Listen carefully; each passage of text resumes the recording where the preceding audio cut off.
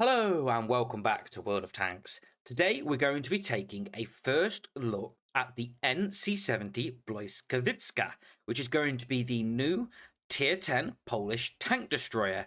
We got the final release of the common test for update 1.24.1 yesterday, and today let's have a look at the tank and I'm going to tell you what I think of it.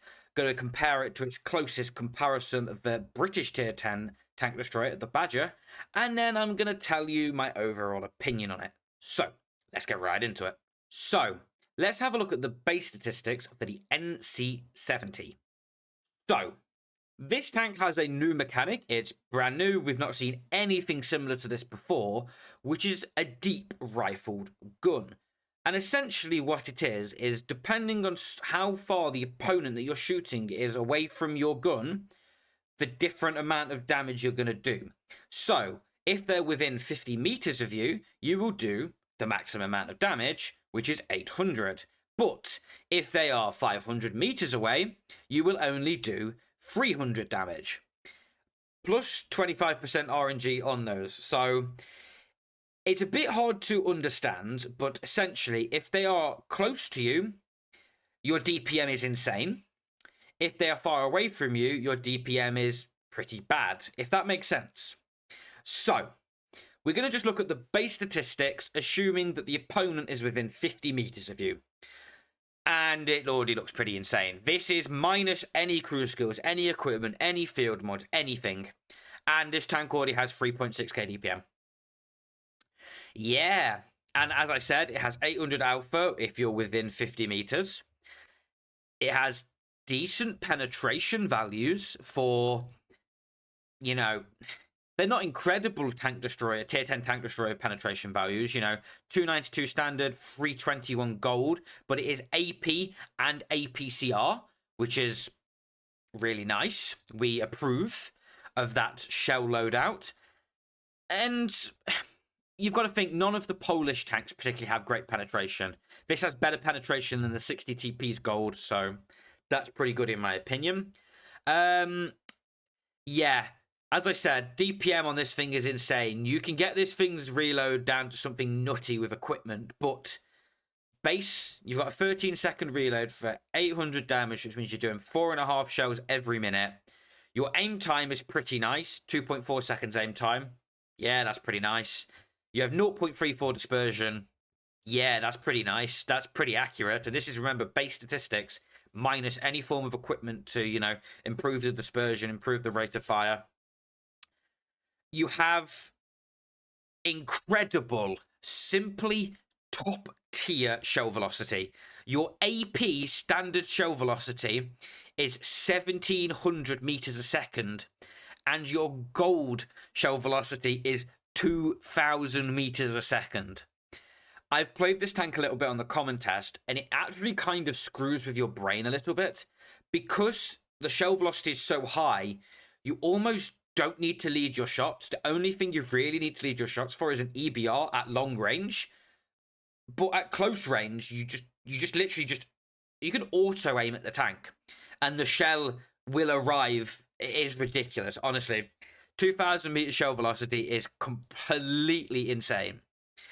But you combine that with the fact that it carries a lot of ammo. It's got, 60 rounds of ammo. So, yeah, you can blind a lot in this tank. And it's quick as well. It's slow, medium tank, fast, heavy tank speed. This is minus a turbo. Obviously, these are all base statistics. It goes 45 forward, 15 reverse. This thing is no slouch. It can get around pretty nicely. It's quicker than an E5.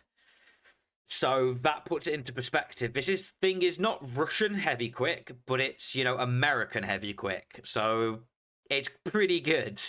And its ground resistances are all pretty nice. So it's still pretty quick on soft terrain, hard terrain. And obviously there's a field mod which can help with that as well. It's got 7 degrees of gun depression. So it can kind of work a ridge. Or any undulations in, uneven ground, It's not incredible. It's not the 8 degrees of gun depression that the 60 TP has, but 7 degrees is still workable. This thing has decent armor. It's not incredible. You will bounce some shots, and I will show you the armor in literally 1 second. But you know, frontally it's 200 effectively, you know, effective, and you know, when you are angling, you are using that gun depression, it does get a little bit more. This thing has a decent HP pool. 2000 base is pretty nice. You know, if you're running a bond hardening on this thing, you can pick that up to about 2340, I think, off the top of my head, which is pretty nice. It's also got decent camo ratings because, as you'll see in a second, this tank's it's not very big. It's actually quite small. It's quite short and it's not that tall, so it gets decent stationary camo and moving camo. So it's pretty sneaky as well. And it has enough view range, 370 meters, to spot for itself, so you don't need to take optics on it. But let's have a look at the 3D model. So let's look at it visually first and look at this tank. So as you can see, it looks kind of Russian. You know, the back of the tank looks like an Object 268, and the front of the tank looks like the Chinese TDs. So it's like a pseudo kind of Chinese Russian tank destroyer. But as you can see, we have this kind of star-shaped gun. It's going to fire those special star shells. It's that deep-barreled rifle, which are going to, you know, have that ridiculous shell velocity and that funky mechanic. But as you can see, it looks pretty cool. Well done, Wargaming's graphics department. Blown it out the park again. It's a good-looking tank. But let's have a look at the armor.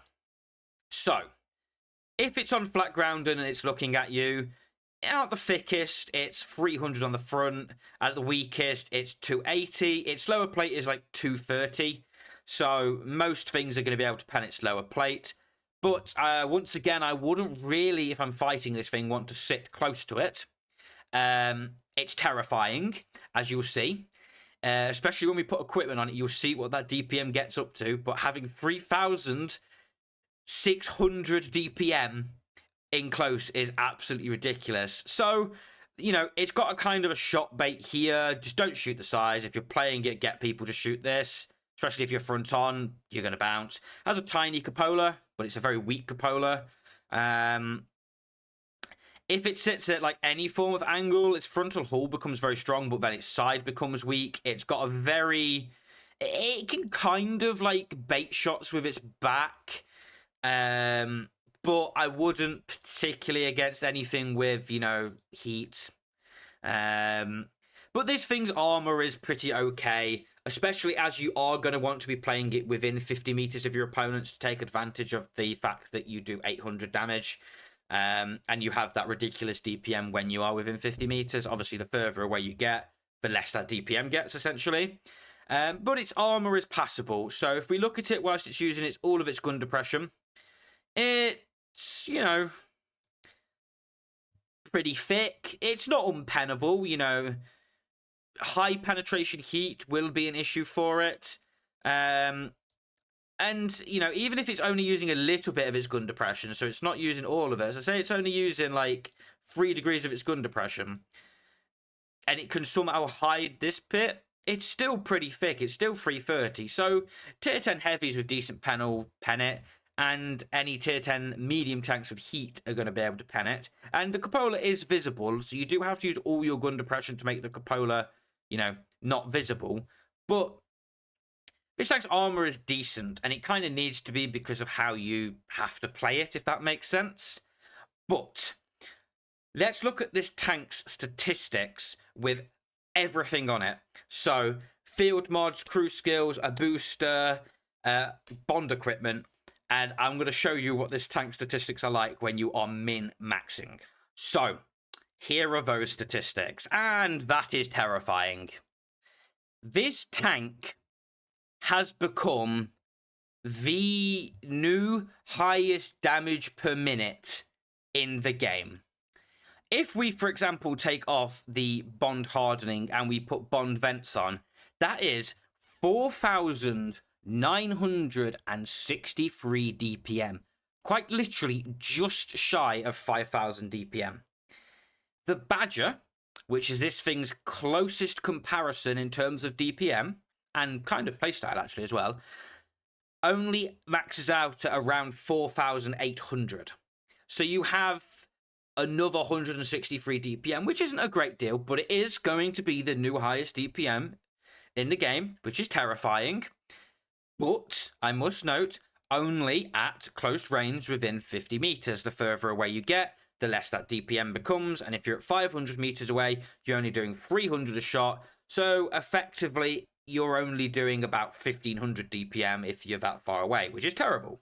But if you're within 50 meters, which is how you should be playing this tank, aggressively, peeking corners and just going, 800 damage, fall back, peek, 800 damage, fall back. Yeah, this tank is terrifying. You know, you can get that dispersion down to 0.27. And yes, this is using a Bond improved aiming unit, because it's going to be available through the final season of Onslaught as part of the 1.24.1 update. But even if we put a bounty aiming unit on it, you still have 0.27 dispersion. This thing, that's accurate. And obviously, once again, you're going to be playing this thing ideally within 50 meters of your opponents. So 0.27 dispersion within 50 meters is laser-like. You're not going to be missing much. You are going to be hitting a lot of what you aim for. 2.27 seconds aim time within 50 meters again. You're going to be hitting what you aim for. You know, those tiny little weak spots. Yeah, they're going to be yours. And once again, you have high shell velocity, so you should be able to hit weak points quite nicely. And you have good penetration. Well, decent penetration. It's not incredible, but it's decent. But it's gold APCR, so that's good. Yeah. If, for example, you wanted to play this thing in competitive, which I must say it may have a use, if you run a Bond Turbo on it, you get it to go 51 kilometers an hour forwards. If you didn't have a Bond Turbo spare and you ran a Bounty Turbo on it, this thing goes 50 forwards. That's quick. This thing will be able to keep up with pushing heavy tanks and gonna have some decent uses on some certain maps. In my opinion, I think this thing could have some very niche uses in competitive on certain maps where an opponent might have to push into this tank, because obviously if it's within 50 meters, you have 4.9k DPM effectively if you're using, you know, vents. Obviously, if you're playing competitive, you'd run hardening, so you've still got 4.7k DPM, which is absolutely terrifying. Simple as. And if you are using the Bond hardening, this thing's health, you get 2,250 hit points, which is, it's nice. You can trade quite nicely with that. That's similar kind of hit points to the KPZ, which was available through the kind of build it tank system. So that's pretty decent amount of hit points for a tank destroyer that's kind of brawly and you're going to want to play it on the front lines. You can trade. It has decent view range when you've got all the field mods, because it has a field mod to boost the view range. You get 425 meters, so this thing can very much spot for itself. Also, it's camo. You get 28.68 stationary. That's pretty sneaky. And your moving camo is still pretty good of 18.76. Yeah, this thing, as you can tell, is looking a bit terrifying. I'm concerned that this thing could be incredibly good and maybe really terrifying to fight in randoms, especially on a city-based map. But once again, if this thing isn't within 50 meters, it becomes less terrifying. Yes, it has ridiculous shell velocity. Yes, it has speed. Yes, it has good gun handling. But at less than 50 meters, its damage drop-off is pretty significant. And if it gets all the way up to 500 meters, it's only going to be hitting you for 300 damage, which is the same as a tier 10 medium. So it's going to be very good on some maps, kind of mediocre on other maps. And especially on those other maps, you are going to be careful how you play it, because this thing is not impenetratable unless it's using its gun depression. So it's a very situational tank. But let's compare its statistics, its base statistics, to the Badger. And let's see how it stacks up to the Badger, which was the previous highest DPM tank in the game. So, here we've got the Błyskawica, I think that's how you say it. I'm not Polish, I apologise if I offended any Polish people, against the Badger. So, they're both tier 10 tank destroyers, they both have a similar playstyle. You want to play it up close and personal, and basically abuse that DPM. So, as you can see, the NC60, or sorry, the NC70 Błyskawica has higher DPM. Only by around 100, 120, but it does have higher base DPM. It has higher base penetration. It has higher alpha damage. It has a higher rate. Oh, sorry. It has a lower rate of fire, but it has a higher alpha. So the Badger fires more shots. So the Badger is still going to be better and superior at double tracking opponents and being able to abuse opponents through that. But the Błyskawica will be able to trade better in that sense. So you will hit for 800 instead of 480 for each shot. So it has its pros and its cons. So they're both pretty even there, but the Błyskawica comes out just on top just because of its better DPM and better penetration. Caliber-wise, the NC70 has a lower caliber. The calibers are a little bit messed up, I believe, at the minute because of the new mechanic. So at the minute, the Badger has a higher caliber, but we'll see if that actually gets changed in the soft statistics. Shell velocity, yeah, the Błyskawica is just far superior. Yeah, you've got 700 meters a second better shell velocity. Base, that's just nice. That's just nice. You carry, you know, the same amount of shells, but you just got higher damage potential, higher alpha, obviously. Aim time wise, gun handling wise, the Badger is superior. The Badger is very, very nice gun handling wise. You've got better aim time on the Badger. You've got better dispersion on the Badger. You've got better gun depression on the Badger. You've got better gun traverse on the Badger. So generally, gun statistic wise, soft statistics anyway, the Badger is better. But as you saw, with good equipment, you can bring the NC70's, you know, gun handling pretty good. You know, 0.27 dispersion, 2.27 seconds aim time. You can't complain with that. That is very good. And obviously, you don't have the gun depression to compete with the Badger. 7 degrees versus 10 is a big difference. A lot of positions that the Badger can play that this tank won't be able to play. But 7 degrees is not 6 degrees, so it's very workable. Mobility-wise, the Błyskawica blows the Badger out of the water. It's so much quicker. You run a Bond Turbo on the Badger, you get it up to 35. You run a Bond Turbo on the Błyskawica, you're going 50. Completely not even a match right there. Yeah, the Błyskawica blows it out of the water. In terms of armor, the Badger wins. Its frontal armor is kind of unmatched. You know, 350 effective. Yeah, pretty good. But the Błyskawica is... It has armor, not as much as the Badger, but it has armor that is workable when it's using its gun depression. But once again, as I said, I wouldn't rely on it. It's not going to be reliably bouncing shots, but it will bounce the occasional shot, especially against tier 9, tier 8 tanks and, you know, tier 10 tanks firing standard. And camo rating. The Badger does have slightly better because it's slightly lower profile, which does make a difference. But once again, it's kind of such a minute difference that Błyskawica is still out there. And because the Błyskawica has a higher damage shot, it loses more camo after firing than the Badger. But in comparison-wise, yeah, it's pretty similar to the Badger, but just kind of ekes it out in terms of DPM, mobility, and the things that it loses to the Badger in, it really doesn't lose to the Badger by much. So, like, gun handling, it's right behind the Badger.